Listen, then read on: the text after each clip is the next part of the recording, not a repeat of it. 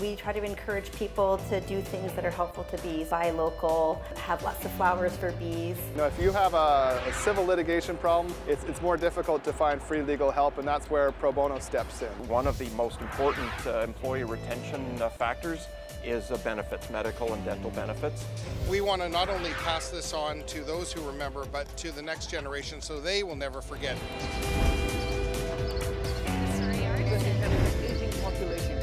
I'm Leah Fraser Focus, a fresh perspective beyond the bridge. Hey everyone, welcome to Fraser Focus, local faces and local places. I'm Leah Bolton. And I'm Dean Atwell. Thanks again for joining us this week as we learn about employers protecting employees. In addition, it's Culture Days, so a little song and dance for you there. And what do we do when we have legal problems? Well, there is a solution for that I found. And it was a time of commemoration on September 11th. Canadians and Americans gathered at the Peace Arch border. Now to start off the show though, we're talking about a hot topic surrounding bees, specifically their declining population and a growth in beekeepers. Let's go, Dean, don't get stung. We are everything bees. Our main business is pollination, so we rent bees to farmers to pollinate their crops, and then the side effect of that is that we're able to sell the honey in the store. We also do lots of education, so we do beekeeping courses, classes for kids, seniors tours, birthday parties, adult groups, all that kind of stuff, just to help people see bees and see that they're very unique and educate them, and hopefully they will then turn around and help the bees. We have a shop on Main Street Honey Shop, and so all of our honey is sold between those two sites, and then there's some bulk sales that happen a little bit overseas. This one I'm bottling right now is raspberry honey. How many jars of honey do you bottle per day?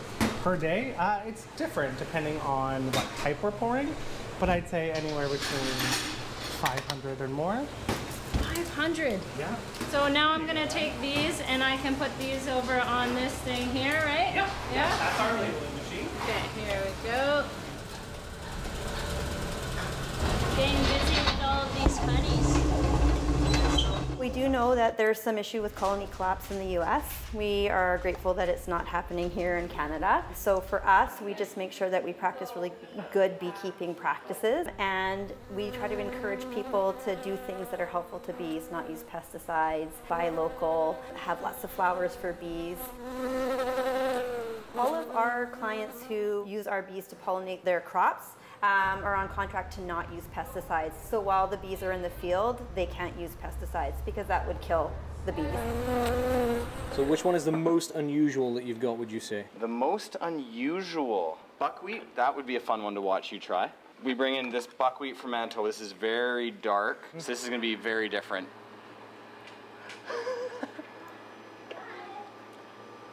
That one's love it or hate it. So, because if people love it, they will swear by it. Initial thoughts? So creamy. So good. I love the cream clover. It's my favorite. This is so delicious. Do you have a favorite type of bee? Honey bee, perhaps? Yeah, of course, yeah. All the bees, as long as they don't sting me. The food is absolutely wonderful. We had panini with really nice ham and apple in it. It was really good. Cheddar cheese, ham, Granny Smith apple, and some of our in-homemade honey mustard sauce. Just put on the panini press. Honey and everything, honey and everything. Yeah, honey and everything. There's an increasing number of programs out there encouraging people to learn more about pollination, trying to become beekeepers. What do you think? Would you do it? I would, yeah, I'd look and listen and learn a bit, I guess, and see what they had to suggest. Would you keep bees though? No.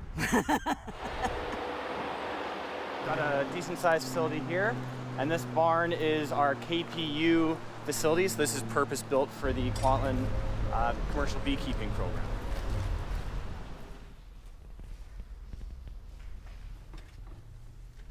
Bees are responsible for about the third of the food that we eat around the world, and they're being challenged now. There's about 40 things killing bees, and we're working on all of those and teaching them to others. Like, what, give me an example. The top three, let's say. The number one is a mite, a varroa. It's called varroa mite, and it jumps species from a different species of bee to the ones that we farm, and unfortunately it kills the host and the species that they're in now. And a fungus that affects the bees is the second problem. And the third is beekeeper practices, monoculture, monodiet, and moving the bees many times, stress on the bees in order to supply the demand for pollination services. And insecticides, they're in there, but probably number 7 or 8. So why this program was created is because there's an acute shortage of bees for blueberry pollination in the Fraser Valley, and that we need beekeepers to fill that need. And the need for bees in the Lower Mainland is not just for blueberries. There's 11 fruit crops that require bee pollination, starting from apples and ending with kiwi and pumpkin, zucchini, and squash. Don't get stung, Dean. Well, there's many benefits to learning here. You're watching Fraser Focus. We'll be right back. I'm on disability and have 2 babies at home, so it's kind of hard for me to afford a lawyer.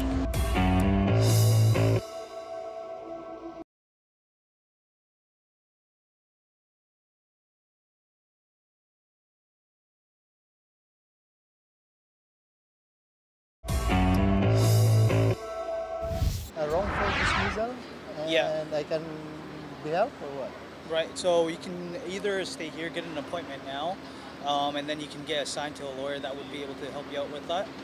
Or if you don't have time now, you can call this number. I want to sit down now. Now? Okay, perfect. I guess you're next after that gentleman there. Hey guys, welcome back to Fraser Focus, Local Faces and Local Places. Right now I'm here in Surrey where Access Pro Bono is giving out free legal advice. I put a no, I didn't put a yes. There's just no reason for me to put a yes because I never You didn't know that you had any, okay? Yeah, right. There are a fair amount of free legal services available to people so long as they meet the income threshold. So everyone applies some kind of income threshold. Legal aid is very limited. It applies to people with criminal problems, immigration problems, and some family problems. But if you have a civil litigation problem, if you've been fired from your job, if you have a dispute with a neighbor, if you're being evicted, it's more difficult to find free legal help, and that's where Pro Bono steps in. So we have lawyers and law students and other people who are volunteering their time basically to make sure that people are aware of their rights and know how to enforce them. I'm a lawyer, practicing family law lawyer for about 11 years now, 10 years.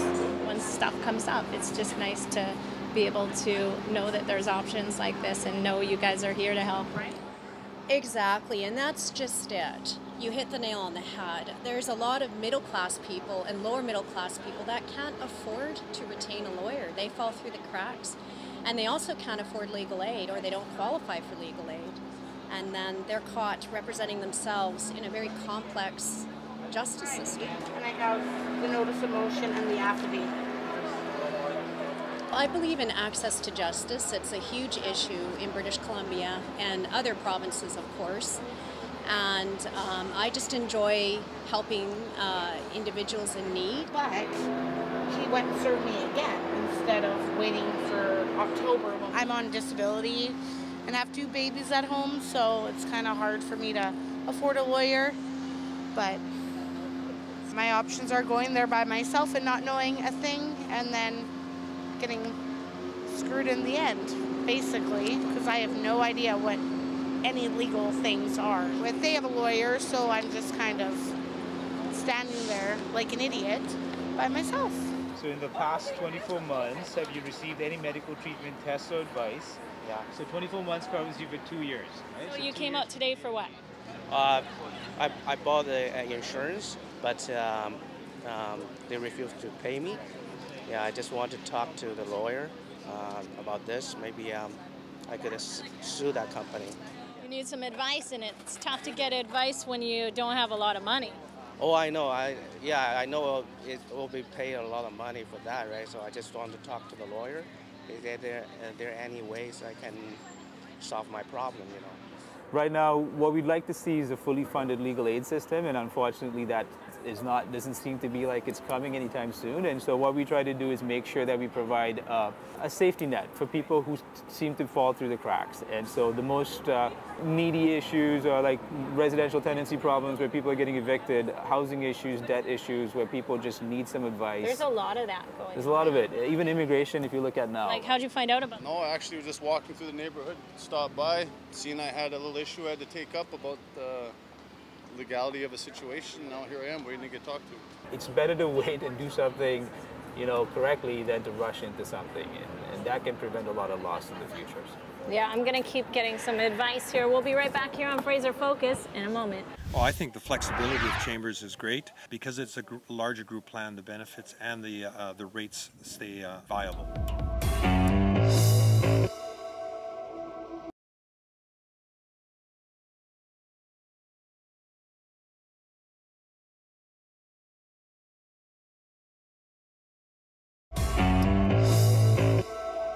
We have life insurance, a long-term disability, extended health, and we also have dental. We're assembling electronics products, battery chargers, AC to DC converters, inverters, mostly big commercial items for military. So high grade stuff is yes, what we're very, talking. yes. Military.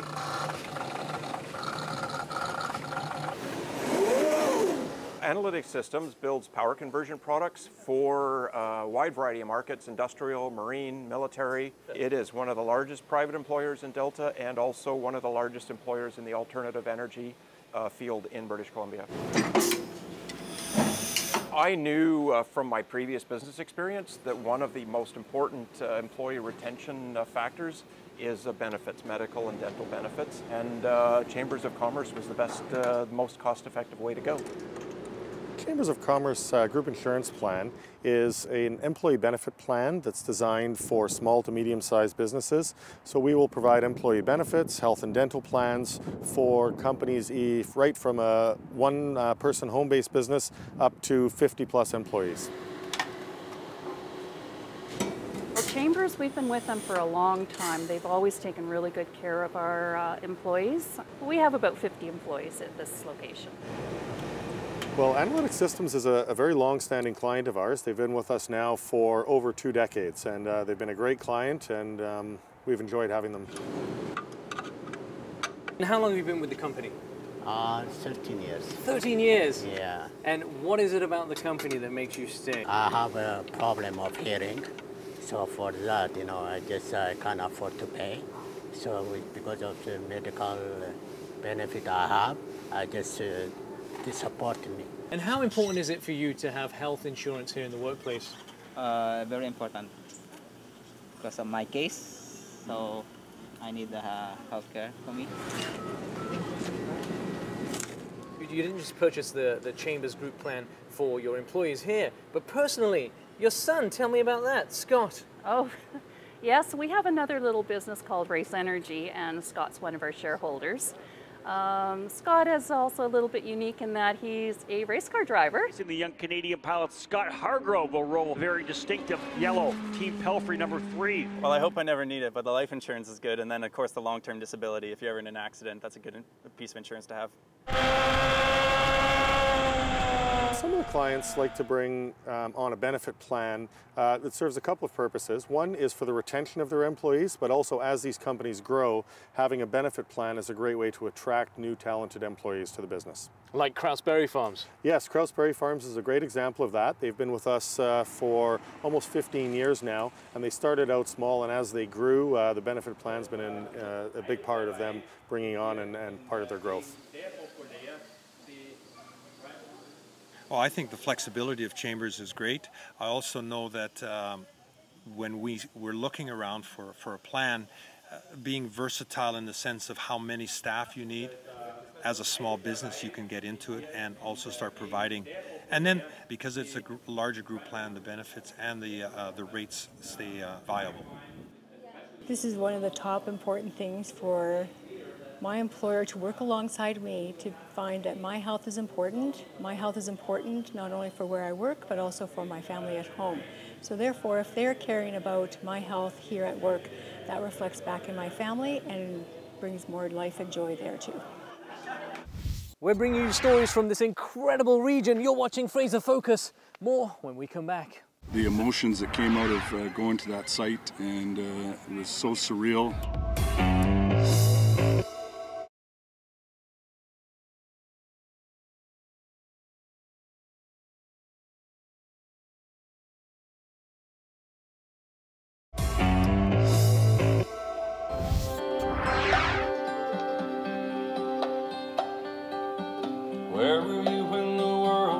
turning on that September day. Hey guys, welcome back to Fraser Focus, local faces and local places. Recently, September 11th took place, and at the Peace Arch border, Americans and Canadians remember those who were sacrificed.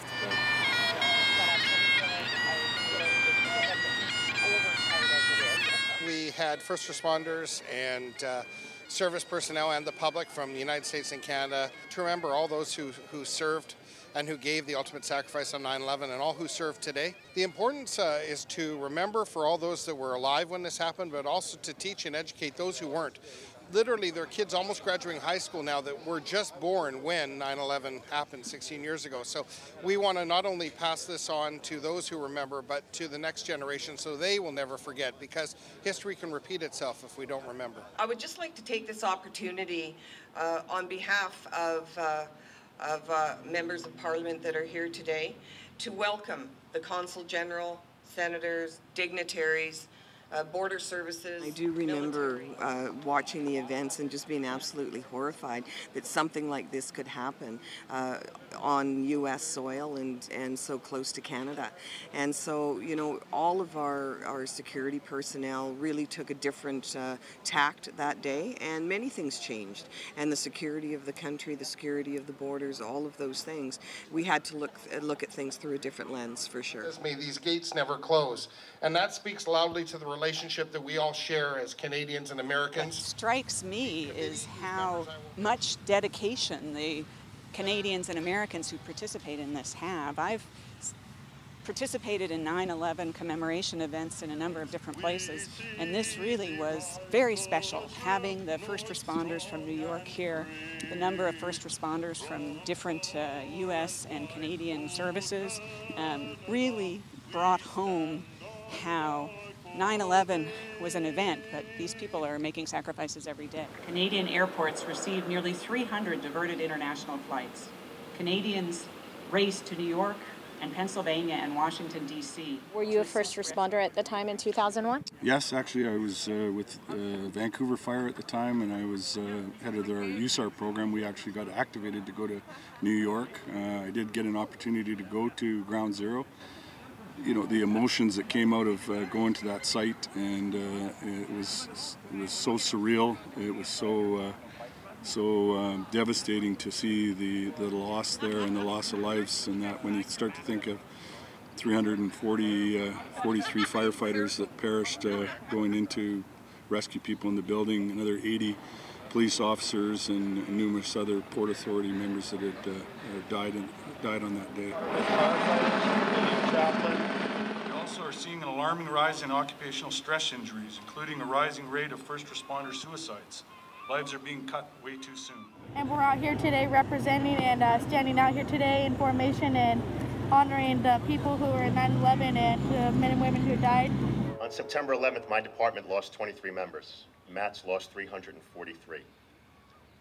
Think about those numbers for a minute, because a number is just a number until you think about the fact that each one of those people had a family that they cared about, had people they loved, and people who loved them. Is it tough for you? It is. You don't see a lot of the images that were kind of seared into everyone's mind. You don't see them that much anymore. And as a result, a lot of people lose a sense of the horror, maybe, of the totality of that on that day. So events like these, it's important just to remember that things like that occurred, and that there are people who, heedless of their own safety, went to help and made the ultimate sacrifice. And to honor them, we need to make sure that that memory never dies. I was on my way to work when I heard it on the radio. It's, oh my God, this couldn't be happening. It was a tragedy because nobody was expecting it, and nothing like that had ever happened in North America, period. It's very humbling, and it's certainly one of those things that's just really just to understand why things like that would happen. An amazing turnout here in the community. We're not done yet here on Fraser Focus. We're going to head over to another story in your community, Culture Days. 7 years since the official launch of Culture Days, millions of Canadians engage in thousands of free events across the country. Now they include interactive activities, performance by various artists, and of course other forms of creative expression. So Culture Days is a national initiative. Communities around the country are involved over the course of this past weekend. Creative Valley is a much longer festival that was sort of an idea that came together from our community. So what we're doing is a thing called viewpoints. It's a technique for dancers and actors. It deals with space, time, shape, level. It's about spatial awareness. Exactly, yeah. The main thing though is that we're all responding to each other and the space on the grid. Are we supposed to do something too? So you're supposed to just walk on the grid? Okay. Or stay still on the grid. Unfortunately, there aren't as many private galleries here, commercial galleries, or public art spaces, so it's fantastic that the reach is here because this has made a huge difference, I think, for the community. It's a great place for people to be able to come and see works by both local and international artists.